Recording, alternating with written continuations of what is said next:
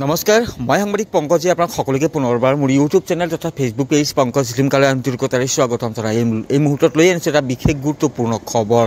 গতিকে চাই থাকক সম্পূৰ্ণ ভিডিঅ'টো তো ইতিমধ্যে আপোনালোকে সকলোৱে জানে যে অহাকালি 2 এপ্ৰিল আৰু এই 2 এপ্ৰিলতে অনুষ্ঠিত হ'বলৈ গৈ আছে ৰাভা হাছং স্বায়ত্তশাসিত পৰিষদৰ নিৰ্বাচন আৰু ৩৬টা পৰিষদীয় সমষ্টিৰে গঠিত ৰাভা হাছং স্বায়ত্তশাসিত পৰিষদখনৰ গোৱালপাৰা জিলাৰ 20টা পৰিষদীয় সমষ্টিৰ ভিতৰত 19টা পৰিষদীয় সমষ্টিত কালি অনুষ্ঠিত হ'ব নিৰ্বাচন আৰু গোৱালপাৰাৰ 16টা পৰিষদীয় সমষ্টিৰ বিপৰীতে 14টাকৈ পৰিষদীয় সমষ্টিত অনুষ্ঠিত হ'ব নিৰ্বাচন আৰু ইয়াকে লৈ এতিয়া গোৱালপাৰা জিলা প্ৰশাসনে অসম ৰাজ্যিক নিৰ্বাচন আয়োগৰ সচিবৰ জাননী অনুসৰি গোৱালপাৰা জিলাৰ স্থানীয় ঘোষণা বন্ধ কৰিছে সমগ্ৰ গোৱালপাৰা জিলাখনতে স্থানীয় বন্ধ ঘোষণা কৰিছে আৰু বিশেষকৈ গোৱালপাৰা জিলা প্ৰশাসনে ৰাভা হাছং স্বায়ত্তশাসিত পৰিষদ নিৰ্বাচন 2025ৰ ভোটগ্ৰহণৰ দিনাখন অৰ্থাৎ 2 এপ্ৰিল তাৰিখে ৰাভা হাছং স্বায়ত্তশাসিত পৰিষদৰ এলেকাধীন অঞ্চলত ৰাজহুৱা যি বন্ধ সেই বন্ধ ঘোষণা কৰিছে আৰু ৰাভা হাছং স্বায়ত্তশাসিত পৰিষদৰ নিৰ্বাচন 2025ৰ ভোটগ্ৰহণৰ দিনাখন পৰিষদখনৰ এলেকাধীন চৰকাৰী বেচৰকাৰী কাৰ্যালয় শিক্ষা প্ৰতিষ্ঠান ব্যৱসায়িক প্ৰতিষ্ঠান বিত্তীয় প্ৰতিষ্ঠান চাহ বাগিচা আদি বন্ধ থাকিব বুলি ইতিমধ্যে গোৱালপাৰা জিলা প্ৰশাসনে ঘোষণা কৰিছে তো পুনৰবাৰ জনাইছোঁ অহাকালি ৰাভা হাছং স্বায়ত্তশাসিত পৰিষদৰ নিৰ্বাচন অনুষ্ঠিত হ'বলৈ গৈ আছে আৰু ইয়াকে লৈ অসম ৰাজ্যিক নিৰ্বাচন আয়োগৰ সচিবৰ এক জাননীৰ অনুসৰি গোৱালপাৰা জিলা প্ৰশাসনে স্থানীয় যি বন্ধ সেই বন্ধ ঘোষণা কৰিছে আৰু বিশেষকৈ ৰাভা হাছং স্বায়ত্তশাসিত পৰিষদীয় এলেকাৰ যিসমূহ চৰকাৰী বেচৰকাৰী কাৰ্যালয় শিক্ষা প্ৰতিষ্ঠান ব্যৱসায়িক প্ৰতিষ্ঠান বিত্তীয় প্ৰতিষ্ঠান চাহ বাগিচা আদি বন্ধ ৰখাৰ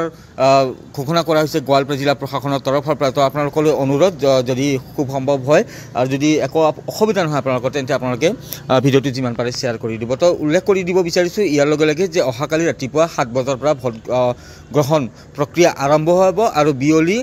3 বজাৰ লগে লগে ভোট গ্ৰহণ প্ৰক্ৰিয়া সমাপ্ত হ'ব তো অন্যান্য তো পলম নকৰিব ৰাতিপুৱাৰ ভাগতেই গৈ যিমান সম্ভৱ হয় ৰাতিপুৱাৰ ভাগতে গৈ ভোট আপোনালোকৰ বহুমূলীয়া ভোটটো দি আহিব আৰু 3 বজাৰ পিছত যাম বুলি যদি ভাবে তেতিয়াহ'লে আপোনালোকে ভোটদান দিব বা ভোট প্ৰদান কৰিব নোৱাৰিব আপোনালোকৰ ভোটটো এনেই অথলে যাব লগে লগে আৰু এটা আপডেট দি দিব বিচাৰিছোঁ যে গোৱালপাৰা জিলাখনৰ 20টা যি পৰিষদীয় সমষ্টি সেই পৰিষদীয় সমষ্টিত মুঠ ভোট কেন্দ্ৰ আছিলে 393 কিন্তু জয়ৰাম কোচীৰ প্ৰাৰ্থীগৰাকী বিজেপিৰ প্ৰাৰ্থীগৰাকী ইতিমধ্যে যিহেতু জয়লাভ কৰিছে তো সেই জয়ৰাম কোচী সমষ্টিত যি 31টা যি ভোট কেন্দ্ৰ সেই ভোট কেন্দ্ৰ ভোট গ্ৰহণ নহয় যিহেতু তাৰ প্ৰাৰ্থীগৰাকী ইতিমধ্যে জয়লাভ কৰিছে তো এতিয়া সৰ্বমুঠ 362 টা ভোট কেন্দ্ৰত ভোট গ্ৰহণ কৰা হ'ব আৰু ইয়াৰ লগে লগে